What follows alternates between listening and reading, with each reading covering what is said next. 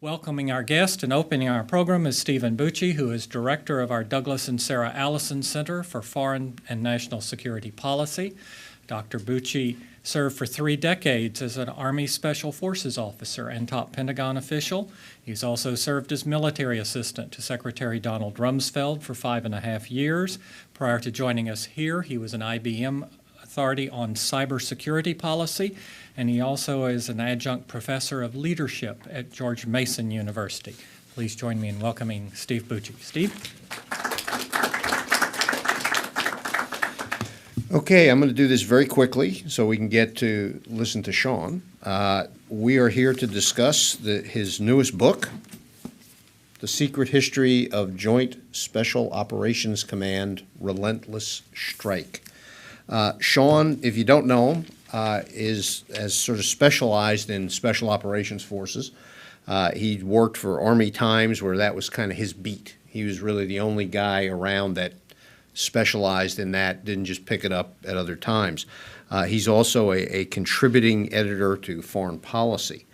He's basically followed JSOC at least since 9/11 and a little before that. He's also covered military operations in Somalia, Haiti, the Balkans, Afghanistan, Iraq.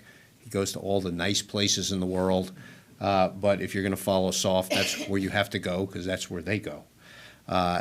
He has a previous book, Not a Good Day to Die, which is about Operation Anaconda, and just a ton of articles on all of this material. I was kind of excited when the book came out, because one of the first things I did when I came here to Heritage was to bump into Sean on the street outside, because he lives nearby here, and he said, well, let's get together. I want to talk to you about some of the stuff you did in your other life, particularly those last couple of years when I was on active duty working in the front office, which was right at the beginning of the war on terror. So he, I was interviewed as sort of a Forrest Gump kind of character, having been at the decision-making level, at least watching or taking notes on a lot of the things that are discussed in this book. I have to tell you, in my opinion, this is probably one of the most factually accurate depictions of JSOC you will find, both from the historical end and all the more recent activities. But I will tell you, it is not without controversy. I've had several people, when we set this up and put it up on our website, contact me and say, what the heck are you doing, Bucci?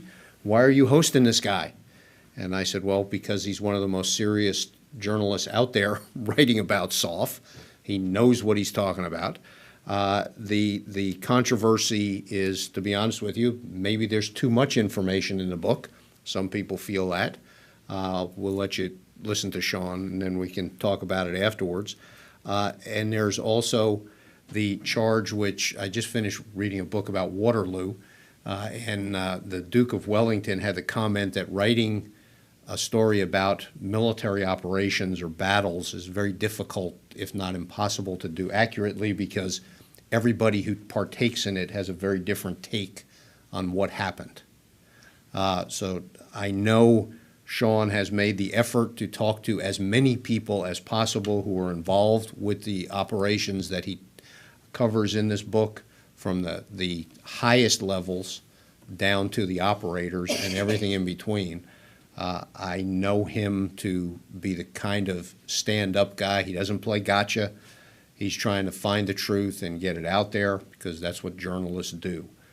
Those of us who do these things don't always like that, because there have been other things revealed that people are upset about. I think some of the blowback that he's getting on this book is a result not necessarily of what's in this book, but a result of sort of an attitudinal thing in Washington of talking a little too much about things. But journalists provide us with history, because we as Americans need to know what the heck goes on sometimes. After the fact is better than in the midst of it, and that's what Sean has done here, I believe. So I will turn it over to you, my friend, and then I'll come back up when we do the Q&A after you get done with your prepared remarks. All right. Thank you very much for that kind introduction, Steve, and thank you all for giving up what, for a lot of you, I suspect is your lunch hour to to come and listen to me. I hope I can make it worth your while.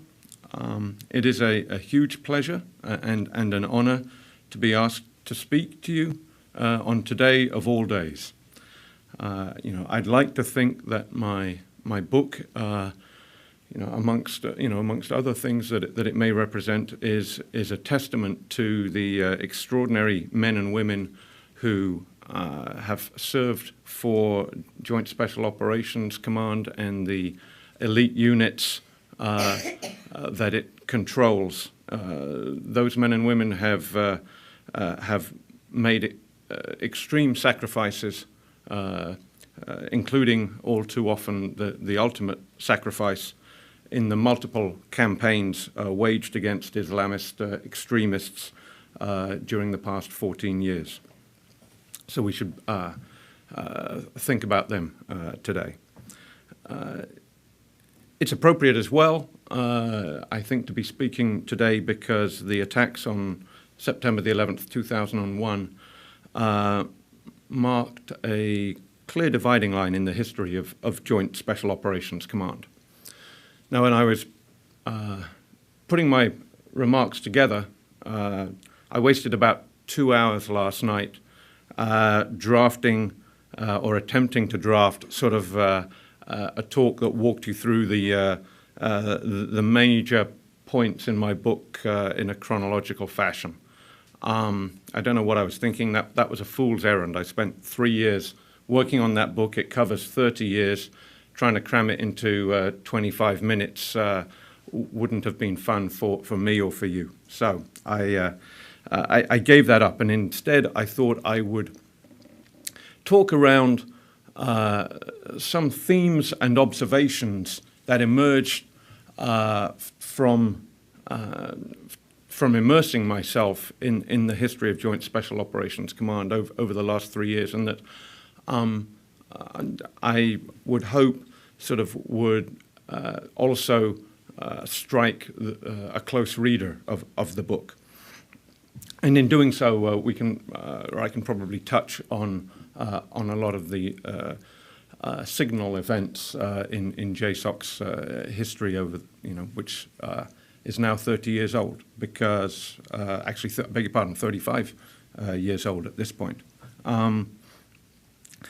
One of those themes is that organizations don't always end up doing what they were originally created to do, and that is certainly the case with Joint Special Operations Command. JSOC, as it's known, was established in 1980 as a response to the failure earlier that year of Operation Eagle Claw, which was the Iran hostage rescue mission. That operation had been overseen by an ad hoc staff and conducted by units unused to working together. Defense policymakers understood that had to change if chances of success in future missions were to be maximized. And so, against the wishes of some of the senior military brass at the time, the Pentagon created JSOC as a headquarters to run future counter-terrorist missions. The new command soon gathered various special mission units, such as the Army's Delta Force, the Navy's SEAL Team 6, under it. But although JSOC was created for counter-terrorism missions, and there was a lot of terrorism in the 1980s, including numerous hostage-taking incidents in the Mediterranean, for which JSOC deployed, it always ended up as a case of so near yet so far for JSOC, which trained year-round to take down hijacked cruise liners in the case of SEAL Team 6, and in the case of Delta was continuously refining its ability to rescue hostages from buildings or hijacked airliners.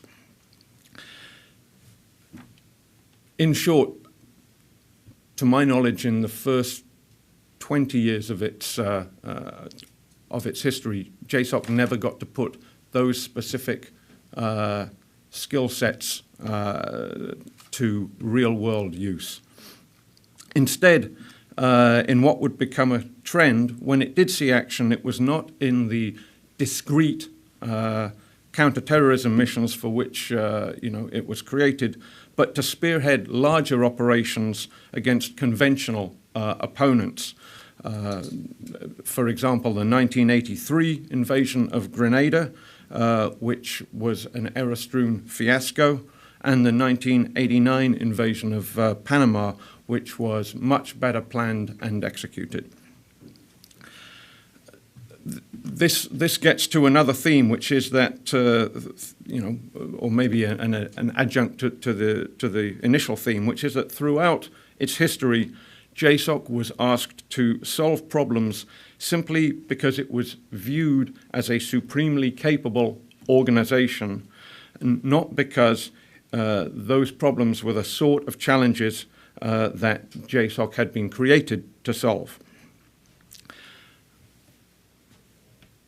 That leads to another, another theme, which is that JSOC actually, and this is sort of a part of its history that's only understood, I think, by people who have focused very closely on it.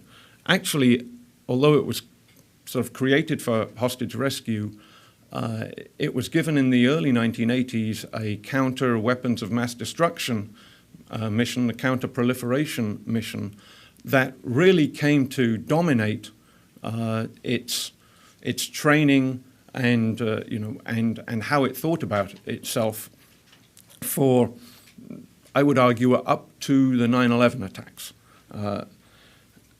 This is in some ways a case of follow the money. Talking to folks who served in the units and in the headquarters at that time, the amount of money that was flowing into JSOC that was specified to be used on the counter-proliferation missions was so great that that's how JSOC started to organize itself. This gets into another observation, which is that, and this is a military truism, that you train in the way that you intend to fight. Train as you fight. The flip side of that is that you fight as you've trained. JSOC, in the absence of any long-term sort of real-world military commitments, such as the command had in the post-9/11 era,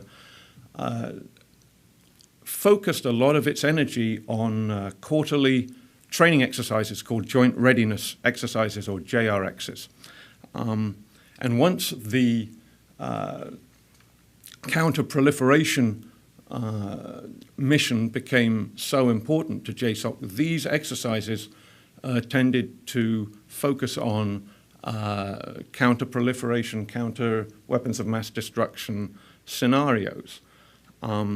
Also, as JSOC was growing and acquiring new units, the desire on the part of the headquarters was to involve at least parts of every single one of those units in the exercises. So in addition to Delta Force, SEAL Team 6, an equivalent Air Force organization that went through a lot of name changes, eventually was called the 24th Special Tactics Squadron. The Army's 160th Special Operations Aviation Regiment, a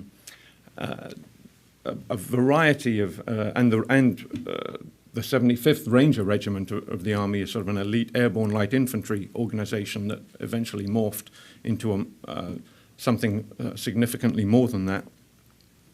All of these organizations had to be involved in every training exercise. Every one of these quarterly training exercises.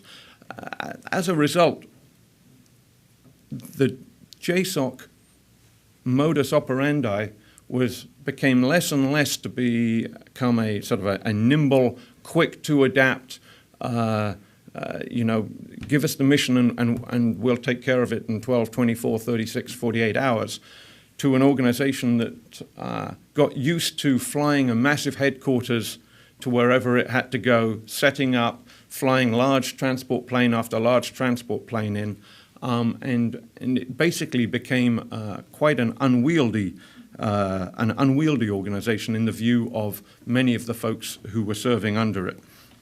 Thus, on September the 11th, 2001, and this is how I start the book with the prologue, JSOC was actually conducting a Europe-wide loose nukes exercise out of sort of a remote airbase in Tazar, Hungary. And also, to continue with this theme, when it became clear that the United States was going to go to war in Afghanistan, the response of JSOC's commander at the time, Major General Del Daly, was to move this sort of massive headquarters not to a country bordering Afghanistan, not to a Northern Alliance foothold in Afghanistan, but to Masira Island off the coast of Oman. He had his reasons for doing that. He was also sharply criticized by some people for putting the organization somewhere where there was very little chance of them gaining any situational awareness of what was actually happening in Afghanistan.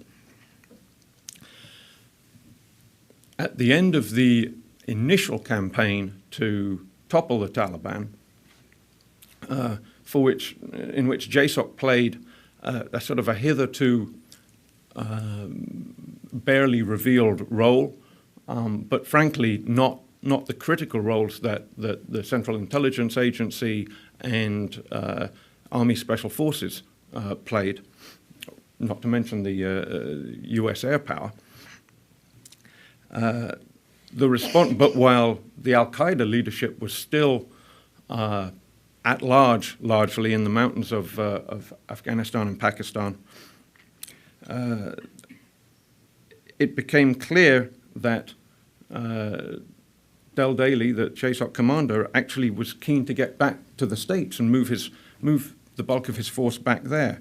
To summon his headquarters, it seemed that he wanted to resume the JRX training schedule as quickly as possible, rather than prioritizing the hunt for the al-Qaeda leadership. Which brings me to my next theme, which is that individuals matter. I'm not an academic historian, and I know that there is a school of thought in the academy that it's large movements that determine history, not individuals. I just frankly disagree. Individuals do matter. Individuals do make a difference. The choice of one person versus another to lead an organization can make a huge difference into the role that organization plays and whether or not and how it leaves its mark on history. I think that's certainly the case with JSOC. Since September 11th, 2001, JSOC has transformed itself from the organization I've just described, sort of a rather unwieldy organization focused on no-notice missions of vital importance but short duration, into an organization that's able to run simultaneous campaigns in multiple theaters 24/7, 365 days a year. But that didn't happen automatically. It required a new leader, then Major General Stan McChrystal, who took command of JSOC in October 2003, so roughly 6 months after the invasion of Iraq. It was he who had the vision, the ambition, and the force of personality to make that happen. Obviously, he had a lot of help, but and he couldn't have done it without the extraordinary subordinates that he had and the extraordinary talents nested inside of the special mission units. And I describe how he did that in some detail in the book. Another theme here is the theme of hostage rescue versus manhunting as counterterrorism rubric or modus operandi. JSOC was formed for hostage rescue. But as I said, to my knowledge, it didn't do a single counterterrorism hostage rescue during the first 2 decades of its existence. There's a couple of small asterisks there. Certainly, there were a number of occasions where JSOC personnel advised other countries' security forces on hostage rescue, and in the opening minutes of the invasion of Panama in December 1989, Delta Force rescued a U.S. prisoner, Kurt Muse, from a jail where Panamanian security forces were holding him. But I don't count that as a counterterrorism mission. That was a mission conducted against the security forces of a nation state. Instead of counterterrorism, as I mentioned, three types of activities dominated. One were the big quasi-conventional raids, as I described, Grenada, Panama, and in fact there was one planned but never executed against Suriname, of all places. Counter weapons of mass destruction missions, often linked into these large raid-type scenarios. There was a particular interest in Libya's Tarhuna complex for some years. And then the third was manhunting, which, like the others, was something JSOC fell into rather than something for which it was originally designed. Manhunts real-world manhunts that JSOC conducted included the search for Panamanian dictator Manuel Noriega in the days after the invasion of Panama, which ended with him seeking shelter with the papal nuncio. The hunt for Mohammed Farah Aidid, Somali warlord that a JSOC task force chased with no success in the fall of 1993. Of course, that particular operation is best remembered for the strategically catastrophic raid that went bad on October the 2nd, 3rd, 1993, later memorialized in the book and the movie Black Hawk Down by Mark Bowden, in which 18 U.S. service members lost their lives. And then the other single individual manhunt that is well known from that period was the hunt for Pablo Escobar, which differed from the others in that while it involved very skilled U.S. technologies and users of those technologies from very secret units, it was usually just a handful of Delta or Team 6 operators on the ground, again advising Colombian security forces. That operation ended successfully at the end of 1993 with the death of Pablo Escobar. I would argue that it was those latter missions rather than the WMD hunts and the big raids that would actually form the template, or at least the basis, of JSOC's activities over the past 12 years. Nowhere more so than in its campaign against Abu Musab al-Zarqawi's al-Qaeda in Iraq organization during the Iraq War.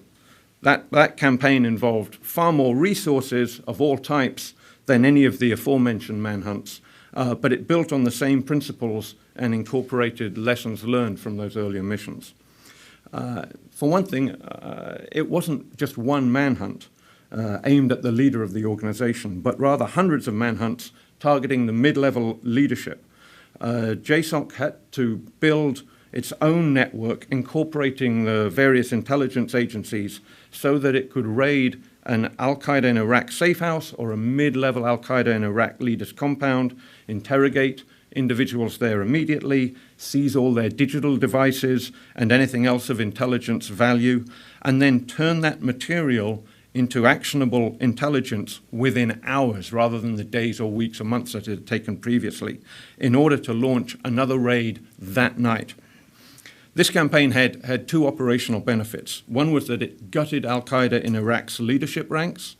JSOC was essentially in a race trying to strip away al-Qaeda in Iraq's experience and battlefield savvy faster than it could be replaced. The second benefit was that eventually, as we know, it led to the death of Abu Musab al-Zarqawi. A third potential benefit did not accrue to the United States, however, and that is the potential public relations benefit, or if you want to put it in sort of military terms, propaganda or information operations. JSOC had by then become the nation's main effort in the various campaigns that were grouped under the term Global War on Terror. And that is, but the American public knew nothing or next to nothing about its achievements. And that is because the US government has always cloaked JSOC in a blanket of secrecy.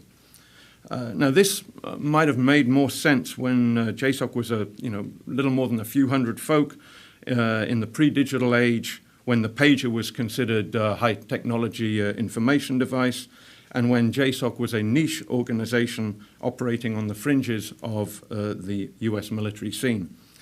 To me, it made a lot less sense by the 21st century, when those under JSOC's command numbered in the thousands, with tens of thousands of alumni, and when JSOC had taken on the lead role against al-Qaeda and its affiliates. The result of this was that in the dark days of 2006, 2007, when the US news media were dominated by the sort of the drip, drip, drip of depressing news from Iraq, one massive IED after another, soldier after soldier, service member after service member coming home in flag-draped coffins. The one organization that was achieving dramatic success against the enemy was the one organization that the American public weren't allowed to know about. Imagine if during World War II, the US public hadn't been told anything about Patton's Third Army slicing through German lines in Europe. For JSOC, I would argue secrecy had become an end in itself rather than a means to an end. I'm not going to bore you with, as I said, with all of the iterations of what happened in the post-9/11 era, but clearly the most high-profile mission, and one could argue from a sort of the long arc of history, the end point of the JSOC narrative arc was, at least for the first 30-plus years, was the raid on Abbottabad that killed Osama Bin Laden. And I think it highlights what JSOC had become by then. It was a mission that didn't go perfectly. As we know, one of the stealth helicopters had to crash land by Bin Laden's compound, but the countless rehearsals that had been conducted meant that the operators had the confidence and the savvy, the tactical expertise to immediately adapt, not let that screw up the operation in any way. What I think is almost more notable for the purposes of this talk is that JSOC launched a dozen other operations around the planet that night. These were the sort of operations that in the early days of the organization, and I'm talking about the first 15, 20 years, operators would train for and wish for their entire careers and never get to conduct one. JSOC had conducted a dozen in one night at the same time as they were conducting the most, important special operations mission in recent American history. The extraordinary, as I note in the book, had become routine. In Iraq, meanwhile, JSOC had knocked al-Qaeda in Iraq back on its heels, but it never destroyed it. As we now know, that organization morphed into the Islamic State, many times more powerful and threatening to Western interests, arguably, than al-Qaeda in Iraq ever was. And now JSOC is back in Iraq, in Iraqi Kurdistan, to be precise, conducting a targeting campaign against Islamic State leadership, which raises a couple of questions that I'd like to leave you with, a couple of issues.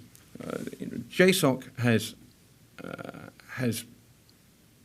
for a long time been, I would argue, the tactically supreme combat organization in the world, certainly for its sort of missions. But even the most brilliant tactical organization needs to be optimized, nested within a sound strategic approach for its usefulness to be maximized. Even though JSOC performed superbly, achieving tactical and arguably operational success, it remains unclear that a reliance on a brilliant tactical organization alone can achieve strategic success. As Sun Tzu informs us, tactics without strategy is the noise before defeat. With that in mind, I would say that it's incumbent on policymakers and on us as the voters and taxpayers of the United States to ensure that, having built this perfect hammer called Joint Special Operations Command, the nation resists the temptation to see every intractable foreign policy problem as a nail. I will end it there, and I look forward to your questions. Thank you for your patience.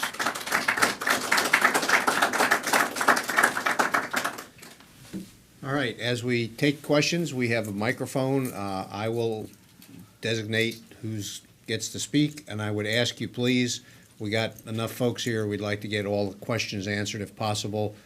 Please resist the temptation to give speeches from the floor. If I don't hear a question mark at the end of the second sentence in your dissertation, I will ask you to sit down. So, who has the first question? Yes, ma'am. Right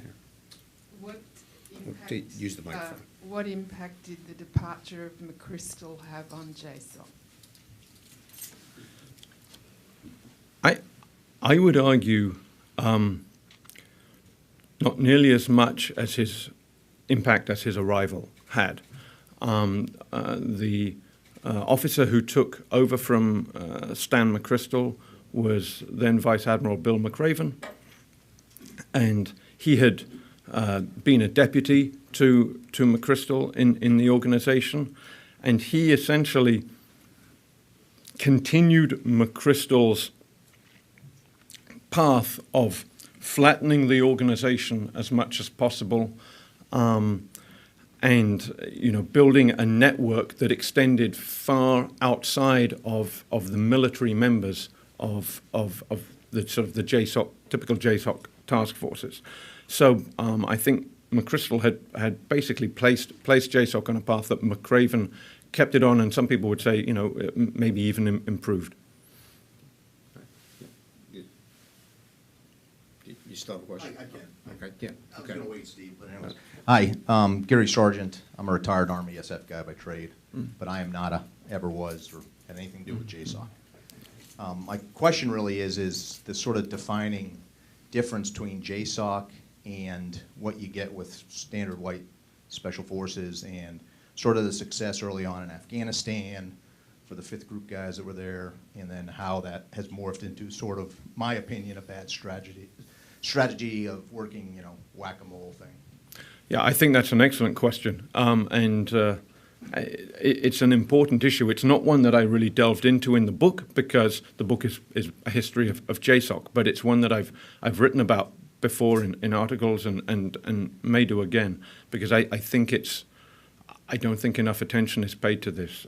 For the benefit of those of you who aren't completely familiar with the U.S. Special Operations Forces, they are roughly divided between direct action forces, that is forces that are whose primary mission is sort of the JSOC-like sort of hunting, capturing, killing folks, and indirect action forces who work by, with, and through host nation militaries or guerrilla forces. And the sort of the preeminent exponents of indirect action approach are Army Special Forces, colloquially known sometimes as the Green Berets. It was very interesting to me, and I could talk for an entire hour about this, so I'm going to try to keep this brief, that even though policymakers kept telling us in the decade and a half almost after 9/11 that the routes out for US forces out of Afghanistan and out of Iraq was the creation of competent Afghan and Iraqi security forces that could hold their own against the insurgent threats and the terrorist threats that they faced, that the force that had been designed, created specifically to train host nation security forces was not, which is Army Special Forces, was not put in charge of that effort. And I think there's some push and pull there. I think some of that was directed from above, and I think some of it was some of the leadership figures in the so-called white SOF, the indirect action special operations forces. They're not all indirect action. The rest of the Navy SEALs who aren't in SEAL Team 6 are direct action forces largely as well. White generally means acknowledged, not a classified unit. But the SF guys, civil affairs, psychological operations, all of those forces, I think, in a way, took themselves, especially Army SF, out of the indirect action business. And Because of the leadership that was all coming out of that other organization. yeah, I think there's some truth to that. Somebody could write a PhD on how that happened. But in the end, they ended up training oftentimes only Iraqi or Afghan counterterrorism JSOC-like forces, as opposed to the wider militaries. So I think it's a very important issue. Skip right here. Sorry, we only have one mic this time. Rachel's doing double duty, both aisles. Hi, George Nicholson, over 45 years in SOF, including with the stand-up JSOC, going back, working with Blue Light before that. One of the things, you've sort of alluded to it, but what I have seen is the increased effort, going back to General Schumacher, of breaking down the barriers between SOF and conventional forces. But again, what Stan McChrystal did, and in particular Mike Flynn did, of breaking down the barriers within the community that we've had between white SOF and black SOF. And there's still some animosity, I think, out there where you're dragging black SOF down to the level of white SOF, but on the other hand, the attitude within white SOF, you're sacrificing us for black SOF. In your research and everything else, did you see any kind of indicators of that, or how that's been improved by some of the initiatives that Stan McChrystal put in place? And you're talking specifically about the relations between JSOC and non-JSOC special operations forces, not the conventional forces. And what's happening with the relationship between conventional? Well, yeah, I think, and I believe that McChrystal has written a little bit about this himself. When it comes to the conventional forces, the machine that he built in Iraq in particular started to sort of take on a life of its own when it came to that had an impact on and created friction with the conventional forces. First of all, it's human nature. Anytime you stand up an organization and say it's elite, you're essentially saying to the people in it, or they might at least infer, that you're saying, hey, the folks in this organization are somehow better, more skilled, more capable, what have you, than you are. That requires a fair amount of diplomacy to get past just in and of that. I don't care what sort of an organization, whether you're talking about teachers, whether you're talking about, hey, authors, it doesn't matter, right? That nobody wants to be told you're not as good as these guys, or nobody wants to have that implied about them. So that's always been a challenge, and it's a challenge both between sort of the special mission units and and the non-special mission unit organizations. It's a challenge between all of special operations forces. I mean, just the very phrase special operations, special mission units. It means we're special, you're not. That's whoever It says it on your uniform. exactly right. Yeah. So that was probably. I'm sure some folks, if they could go back and change the terminology to something different, that they might have done so. What would happen in Iraq that created problems, and in Afghanistan, was, JSOC had a sort of a national, nationwide mission and remit to go after, Al-Qaeda in Iraq, leaders and so forth and so on across Iraq. Same thing in Afghanistan, and so. And again, this gets to the secrecy issue. They'd plan this operation completely self-contained inside their own task force, hardly tell anybody else they were going to do it. And a so-called land-holding or land-owning battalion or brigade commander in the Army or the Marine Corps who had responsibility for security in a particular patch of Baghdad or a particular town in Iraq or Afghanistan would go to bed and things were sort of copacetic, and he'd wake up the next morning and there was a smoking hole in the middle of Main Street where JSOC had just conducted a raid. All the locals are up in arms and he feels he's back to square one in his mission. That, as you can imagine, happening scores of times, created some friction. McChrystal, I think, belatedly realized that was a problem and took steps to mitigate it. Same thing with McRaven. But, so long as you don't have a completely unified chain of command in country, which was really lacking, then those things are going to happen. And it's debatable as to the cost-benefit analysis of that sort of action. Let's get you, ma'am, and then you next. Thank you. Elizabeth Clifford. I'm sorry I have no voice.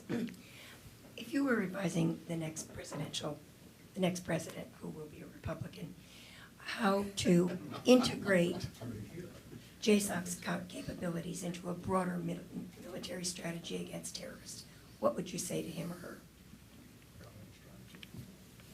Well, I think we're all lucky that I am not advising any presidential candidates.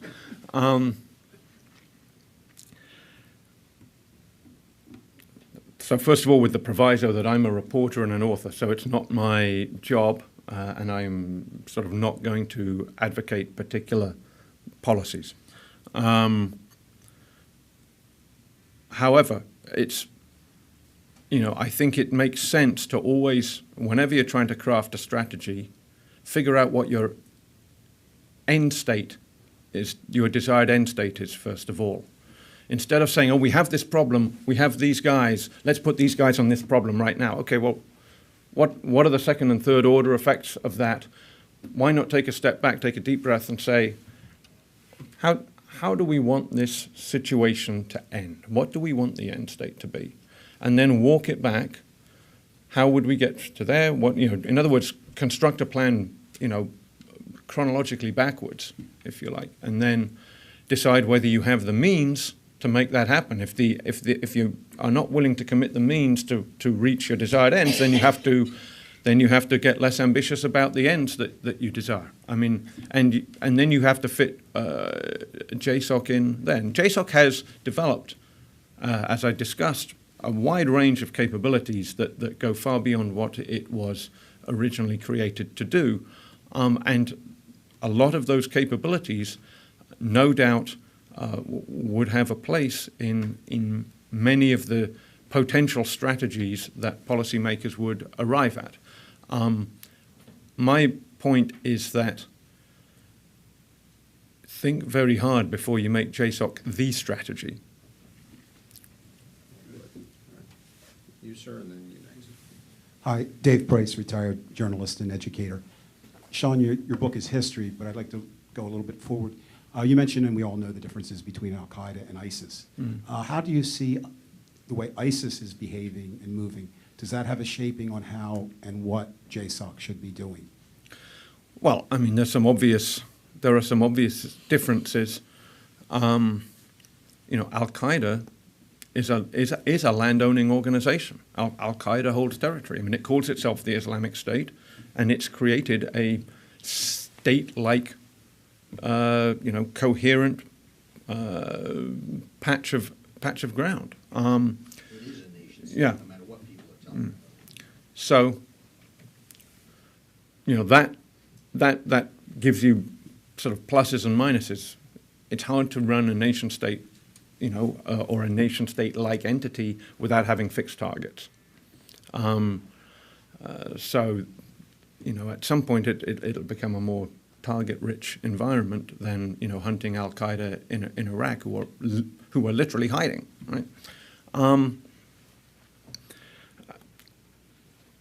Again, this gets back to a much larger question of what strategy should be against the Islamic State. I'm not here to tell you what it should be. I'm not an advocate for one strategy or another. But there are clear differences, between the, even from a tactical point of view, certainly an operational point of view, between going after one militarily and going after the other. But again, it would behoove anybody, who embarks on military action to have thought through the second and third order effects of that action and to have figured out exactly what they want to achieve at the end of it. Right here. Recently, there's been a push to kind of pull back the veil of secrecy associated with JSOC to increase oversight of the organization. I'd just like to hear your thoughts on that.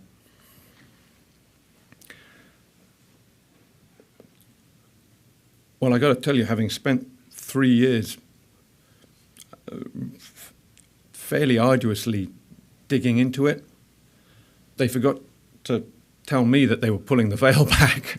I suspect the veil is being pulled back maybe in an intra-government way, as opposed to for the public. I mean, that's, I'm happy to hear otherwise, but I've seen a couple of things happen, but I think they were probably more likely to be sort of individual decisions rather than changes in overall Pentagon or U.S. government policy. I mean, when he was the JSOC commander, then Lieutenant General Joe Votel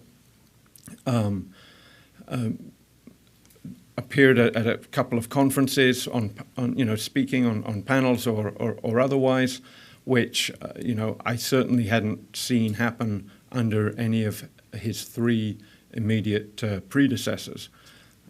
So that occasionally that will happen. I don't think I've seen Tony Thomas, who's the current JSOC commander, do that. But you may know. I mean, I've finished the book, probably the heavy lifting on it, in almost a year ago. So if something's happened in the more immediate past, I certainly keep my eyes and ears pretty open for it, and I haven't seen it. All right. Yeah. Justin Johnson with the Heritage Foundation. Could you talk a little bit about what lessons learned or operations or how JSOC does business that might be relevant? There's a lot of policymakers who are interested in pulling those types of lessons into the conventional force, into how the Pentagon works in general, just defense reform types of things. Are there lessons to be learned there, or are the missions just too completely different for it to be relevant? Yeah.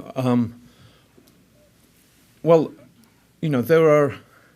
I mean, Stan McChrystal has written 2 books basically based off of his experience as JSOC commander, and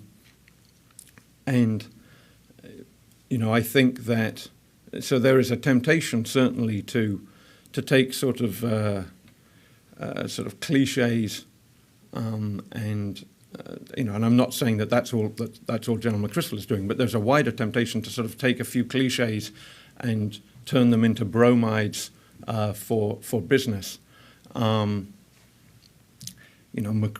What JSOC did, it essentially flattened its organization so that it reduced the stovepipes of knowledge, and it invited stakeholders that were not part of the JSOC organization, under the inside the tent with it, so that McChrystal was able to get buy-in from organizations over which he had no control, but was able to get those organizations contributing to his effort and buying into his effort. So there's probably some lessons for other military organizations there. Certainly, as an aside, I would note that one of the dynamics that has occurred in the post 9/11 era is the extent to which the non-special mission unit organizations in JSOC have become more special mission unit-like, and the non-JSOC special operations forces have become more JSOC-like, and the non-special operations forces in the US military have become more special ops-like. And that's a fairly gross oversimplification, but I think there's plenty of evidence that backs it up. So that I'm not sure I completely answered your question, but that's right. Okay, I have one, and this is because Sean's my friend, so I got to ask him a tough question so nobody thinks I'm being wimpy on him. You have gotten a lot of blowback since the book came out from folks who said you said too much, that you may have given away tactics, techniques, and procedures, which, that's always debatable. But there also that there are some names in the book. There are things that could put people at risk. I'm going to give you a chance to answer those critics. Okay, with that. I appreciate that. First, just from the outset, as Steve mentioned in the introduction, I've spent 25 years writing about U.S. military, and a significant portion of that time in the years category has been spent embedded with U.S. forces in real world operations around the world. And in combat, I would never, deliberately place any U.S. service member at risk. Despite my funny accent, I'm a U.S. citizen, and that wouldn't occur to me to do that. With regard to the names, which has become, to my surprise, more of an issue than the tactics, techniques, and procedures point. I'll say this: I'm a little disappointed that so many people, well, it's not so many. We're talking really about half a dozen that I'm aware of, have criticized me for this without appearing to note that I actually went to some lengths in the book to keep a lot of names out of there. There were times when I didn't even ask for somebody's name because I knew, I wasn't going to use it in the book. There were times when I was told a name but asked to keep it out of the book, and I did so. There were times when I made the decision without anybody asking me to do so to keep a name out of the book. There's examples where I use initials, where I use first name only, and so forth. So it's not as if, I didn't think about this as an issue. U.S. Special Operations Command was certainly aware that I was working on this book for the entire time that I was working on it, and frankly never came to me with any concerns. Now, they didn't know whose names were going to be on it, but I tried to build a collaborative relationship with them early in the book's process, and I was politely rebuffed. I'm not quite sure. I'm not. I'm a reporter. I cover the government. I don't work for the government, and it's hard to write a history without using people's names, and I don't feel the need when writing about government officials to ask for their permission to write about them. That isn't, in my way, how the relationship between the press and the government should work. All right. Steve, can I make a quick point? Not Absolutely. Sean, but Get the mic. I've heard all this criticism. I think that anybody who commented on extracts without reading the book, without looking at, what is it, the 20 pages of footnotes and endnotes that Sean has in the book, the 12 pages of bibliographies, for instance, my involvement on the Iranian hostage rescue mission. You can pick up Ron Lenahan's book, and by name, by service, by rank, by bed down location and everything, he names them all. You can go through all these other books. So if anybody wants to complain about what Sean has done, you can actually sit down and do a correlation matrix of all his. So I think it's sort of sanctimonious to say that he's out at all these people. Just my personal view. Well, the writer of Black Hawk Down and Guests of the Ayatollah. What else did he write? Chasing Pablo. Killing Pablo, yeah. All right. I would ask you to join me in thanking Sean for the book and the presentation.